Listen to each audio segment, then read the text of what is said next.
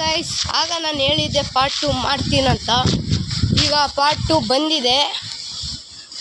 ಅದೇ ಕುರಿಗಳನ್ನು ತೋರಿಸುತ್ತಿದ್ದೀನಿ. ಈಗ ಹೇಗಾಗಿದ್ದಾವೆ ಕಮೆಂಟ್ ಮಾಡಿ.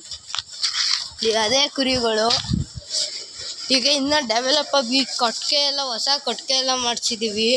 ಕುರಿಗಳೆಲ್ಲ ಇಲ್ಲೇ ಇದ್ದಾವೆ ನೋಡಿ ಗೈಸ್. ಕುರಿಗಳೆಲ್ಲ ಜಾಸ್ತಿ ಆಗಿದ್ದಾವೆ. ಎಲ್ಲ ಮಾಡಿದ್ದೀವಿ.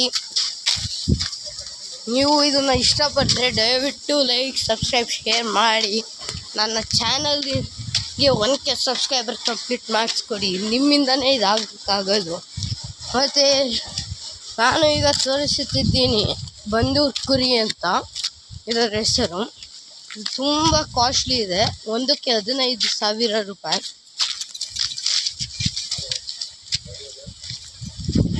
ನೋಡಿ